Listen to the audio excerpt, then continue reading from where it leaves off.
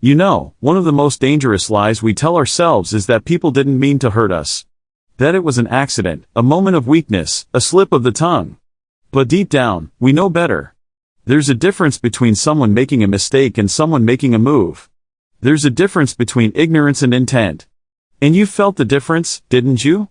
They didn't just stumble into your heart and trip over your trust. No, they walked in with their eyes wide open. They knew what they were doing when they said what they said. They calculated the timing. They weighed their words and they decided to wound you anyway.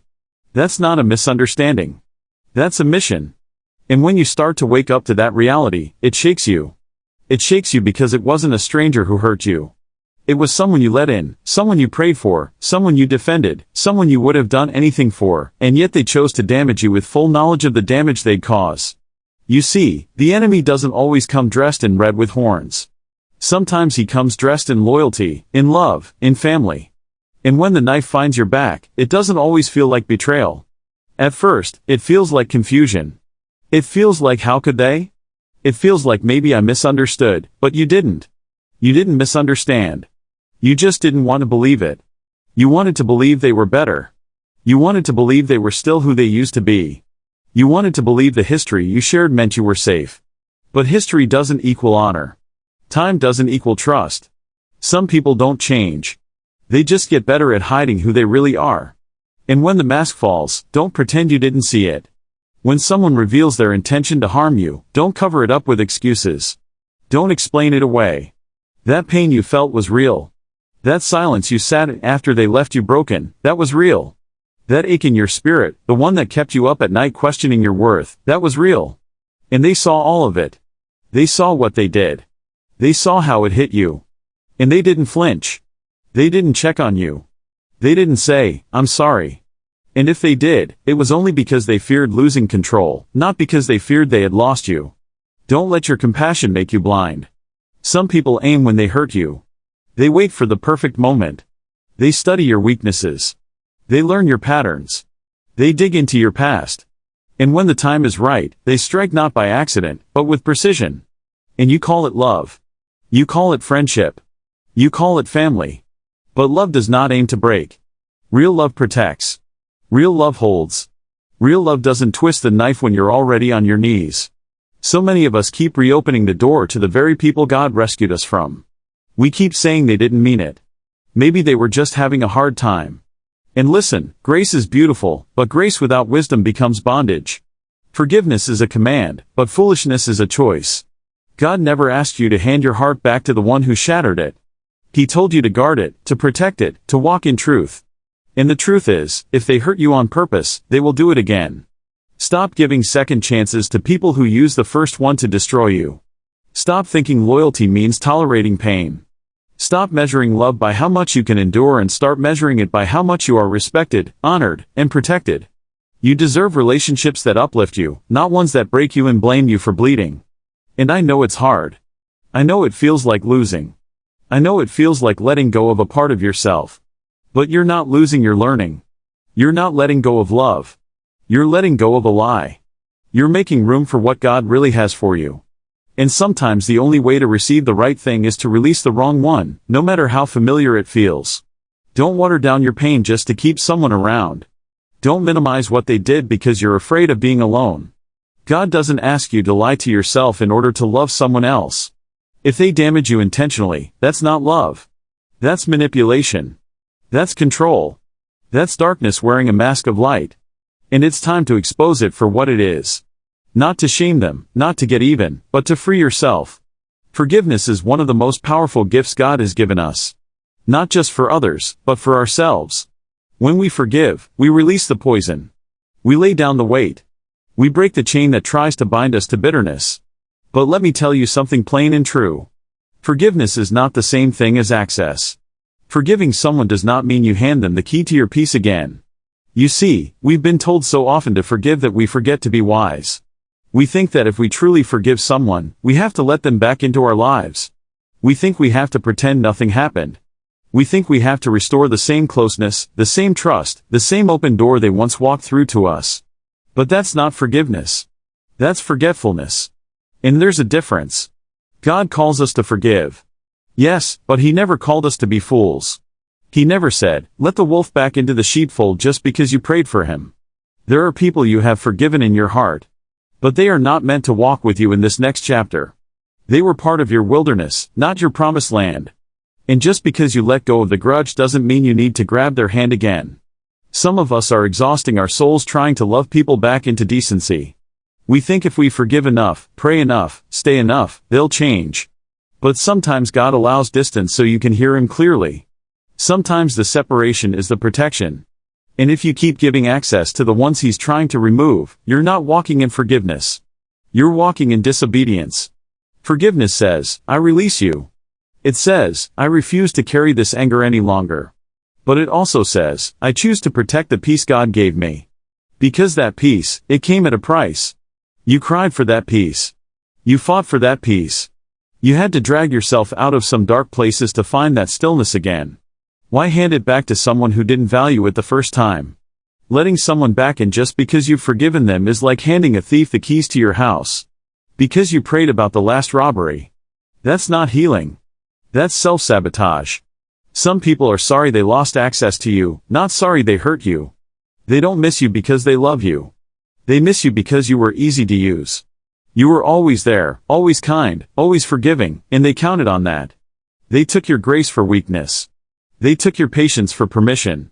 And now that you found your strength, now that you're starting to see clearly, they want back and not to love you right, but to reset the same cycle.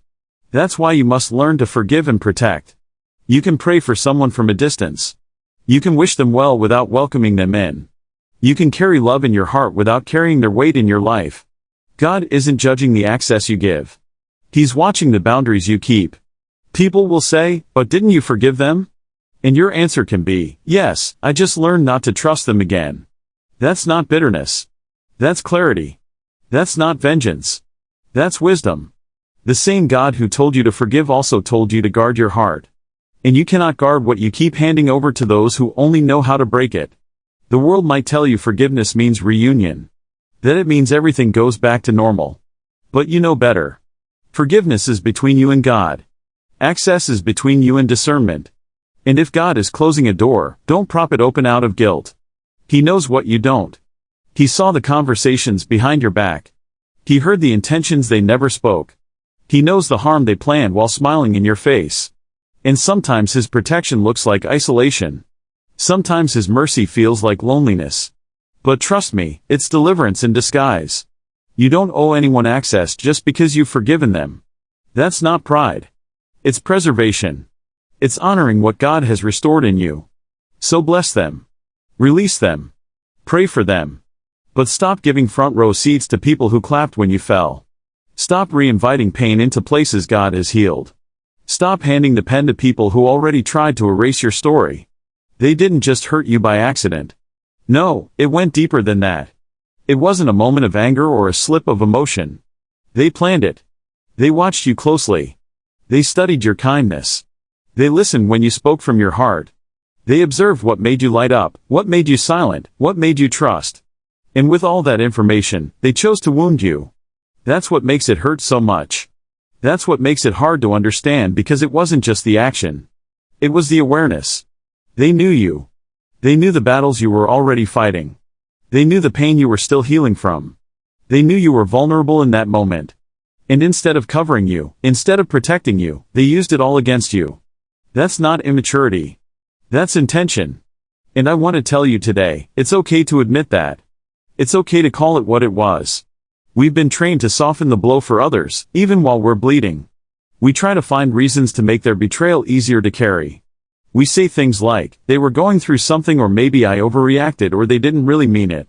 But let me tell you, when someone hurts you with knowledge, when someone breaks you using the very things you once trusted them with, that's not love. That's a weapon. Some of you gave your loyalty to people who only wanted leverage, your secrets to people who saw them as ammunition. You shared your dreams with people who were silently hoping you'd fail. You thought they were listening out of care, but they were listening out of strategy. They weren't trying to get closer to your heart. They were trying to find the cracks so they could break you where it would hurt the most. And hear me when I say this. You are not foolish for trusting. You are not weak for loving. You are not naive because you believe the best in them.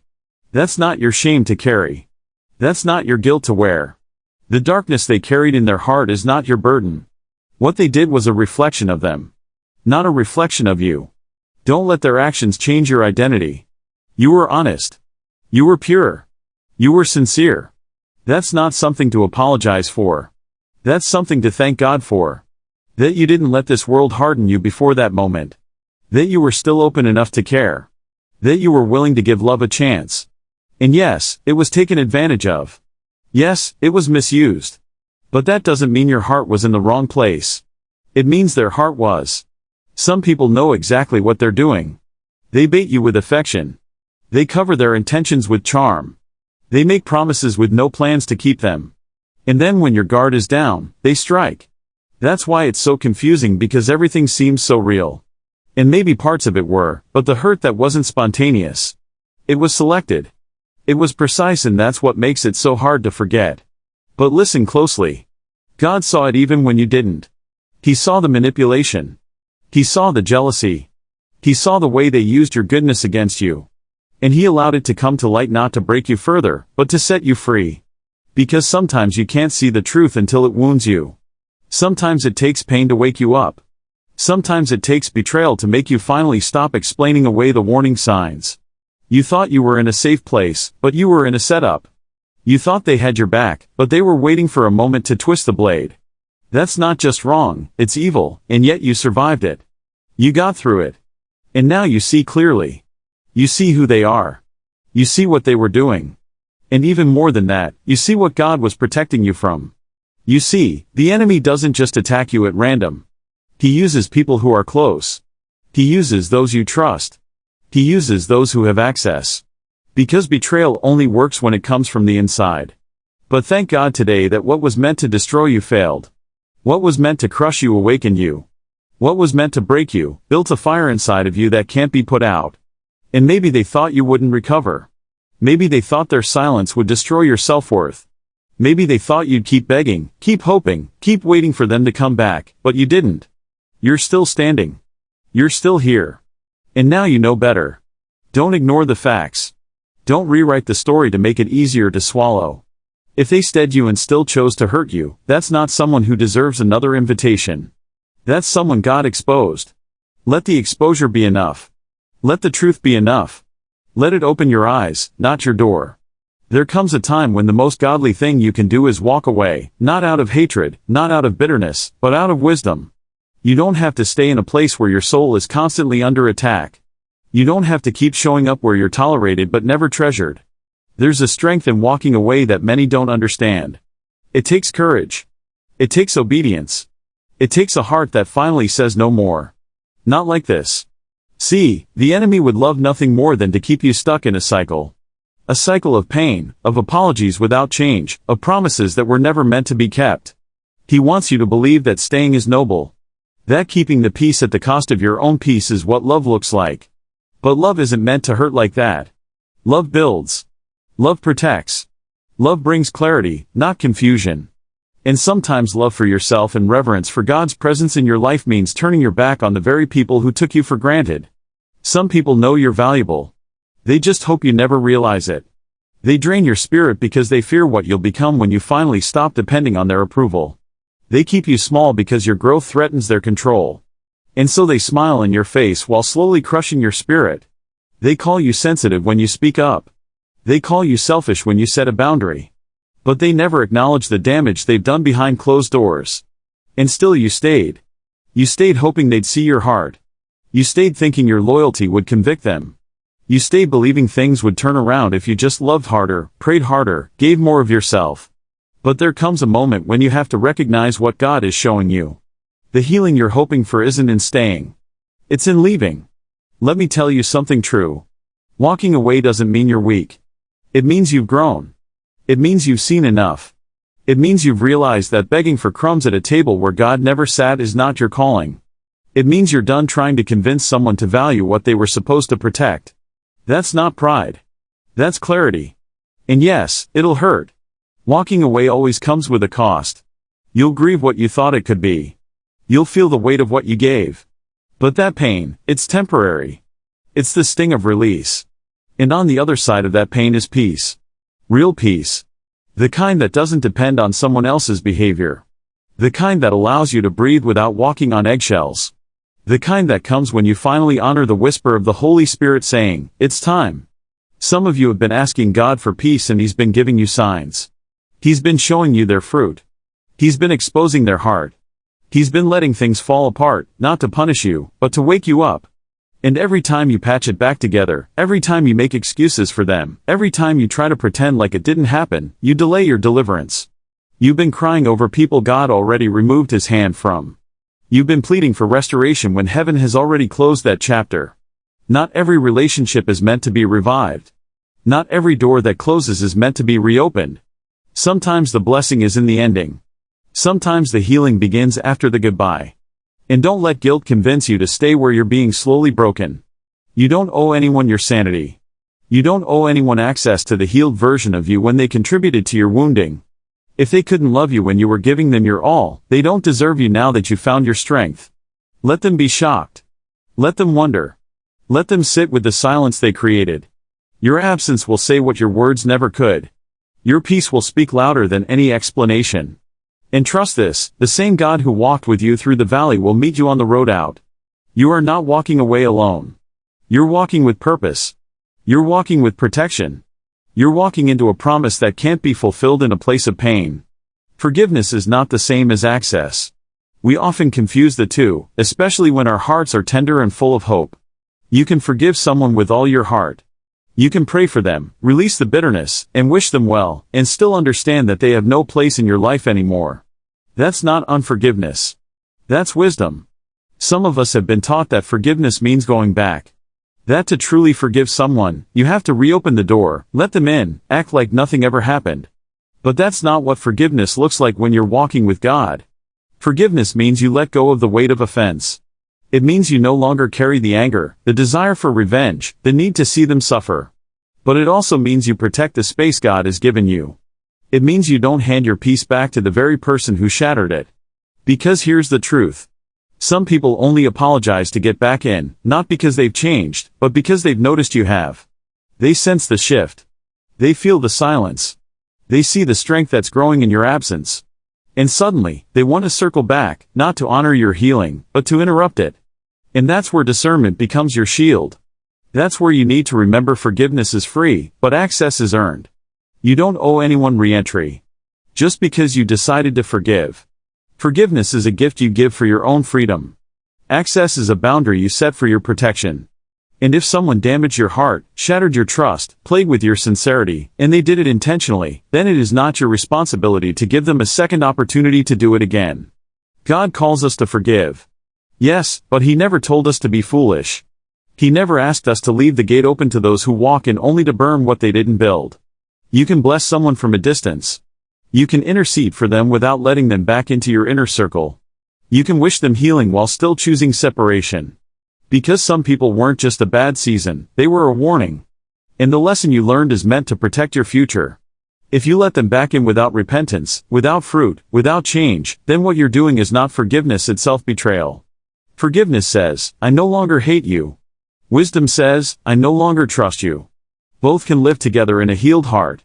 Both can walk hand in hand when you understand that grace does not mean stupidity. You can be full of mercy and still guard your peace. There are people who know how to say the right words, but still carry the same heart. They know how to sound remorseful, but it's not repentance. They're rehearsing, not changing. They're trying to get a reaction, trying to reopen the old door so they can come back in and finish what they started. And if you let them in too soon, if you confuse emotional manipulation with spiritual transformation, you'll find yourself back in the same pit you just climbed out of. That's why God calls us to be wise as serpents and harmless as doves. It's possible to be loving and discerning. To be kind and cautious, to be merciful and guarded. That's not being cold. That's not being bitter. That's called being a good steward of your soul. The enemy would love for you to confuse forgiveness with passivity. But the Spirit of God teaches you how to forgive without surrendering the boundaries that keep you safe. Listen carefully. The person who broke you doesn't get to define your new season. Just because they're sorry or say they are doesn't mean they're safe. You need to look for fruit. You need to look for humility. You need to see transformation. Not just words, not just tears, not just guilt, but true, consistent change. And until that shows up, they can remain outside the gate of your peace even as you forgive them in prayer. Forgiveness is about setting yourself free from what they did. But access, that's about who you're becoming now. That's about what God is doing in your life today. That's about making room for the right people, the right voices, the right relationships that nourish your spirit instead of depleting it. So if they come back knocking on the same door they once slammed in your face, you don't have to answer. You don't have to re-explain yourself. You don't have to reopen what God already closed. You can smile with grace, forgive with sincerity, and still say, "No, not this time. God is doing something new in me." And let me tell you, there's nothing wrong with that. There's no shame in guarding your growth. There's no guilt in protecting your purpose. If they truly cared for you, they wouldn't have damaged you in the first place. If they truly respected you, they'd never ask to come back through a door they set on fire. There is something powerful about letting go. Not because it's easy, but because it's necessary. There are some people who cannot go with you where God is taking you. Their chapter in your life has ended, and trying to force them into your next season is like trying to fit broken glass into a new window. It might look familiar, but it's dangerous and it won't hold under pressure. You see, there comes a time when you stop hoping they'll see your worth and start walking like you already know it. That's not pride. That's healing. That's not arrogance. That's awareness. You cannot keep pausing your purpose to explain yourself to people who are committed to misunderstanding you. You cannot keep begging someone to treat you right when they had every chance and still chose to break you. At some point, you stop answering the phone. You stop checking for a message. You stop waiting for the apology that's never coming. And you look up and say, "Lord, I trust you with what's behind me, and I'm ready for what's ahead." And no, it's not easy. It hurts to let go of people you once prayed for. It stings to release someone you thought would be part of your forever. But the truth is, not everyone is assigned to your destiny. Some people were only meant to walk with you for a season. And when the time is up, it's not your job to carry them into your future. It's your job to obey God even when it feels like loss. And the enemy, he wants you stuck. He wants you stuck in memories. He wants you rehearsing old conversations. He wants you reading between the lines of every text that never came. Why? Because as long as you're looking back, you're not moving forward. As long as you're clinging to what hurt you, you're not reaching for what heals you. And he knows if he can keep your heart stuck in yesterday, you'll miss the blessing that's standing right in front of you today. But God is calling you higher. And sometimes elevation requires separation. You can't climb while dragging what's already fallen. You can't rise while holding hands with someone who's determined to stay on the ground. You have to trust that letting go is not just about walking away. It's about making room. Room for peace. Room for clarity. Room for the people who are sent by God, not sent by confusion. You gave them grace. You gave them time. You gave them chances. You gave them loyalty. And they gave you wounds. Silence lies in disappointment. At some point, love means closing the door. Not because you're cruel, but because you're finally kind to yourself. It's not weakness to walk away from dysfunction. It's wisdom. It's not bitterness to stop reaching for someone who only hurt you. It's self-respect. And it's not unforgiveness to protect your heart from further damage. It's discernment. You cannot heal in the same place you were broken. You cannot grow in the same soil that tried to choke the life out of you. And you cannot keep extending invitations to people who only show up to steal your joy. God doesn't need you to keep proving your worth to those who were blind to it. He doesn't need you to chase after people who already made a choice. What he needs is your heart fully surrendered, fully open, fully trusting. And let me say this, just because they let you go doesn't mean you weren't worthy. Just because they walked away doesn't mean you weren't enough. Their actions were never a reflection of your value. Their betrayal didn't subtract from your purpose. Their silence doesn't cancel your calling. When people mishandle you, that's on them, not on you. You're still chosen. You're still anointed. You're still called for greater things. Letting go is not the end. It's the beginning. It's the moment you stop surviving and start living. It's the day you take your peace back. It's the hour you look in the mirror and remember who you are in Christ. And from that moment on, you no longer accept less than what you deserve. You no longer settle for halfway love or temporary loyalty. You no longer keep spaces reserved for people who left you empty. You walk forward, maybe trembling, maybe scarred, but you walk free. Because when God heals you, he doesn't just patch the pieces. He gives you a new heart, a new strength, a new joy. And when he brings restoration, it's not just for what was lost. It's for what's ahead. So leave the door closed. Let the silence stay silent. Let the past be the past. And don't you dare reopen what God has already shut. The right people won't need to be chased. The ones God sends won't need to be convinced. And the life He's prepared for you doesn't require you to carry the ones who tried to destroy it. Let go and walk in freedom.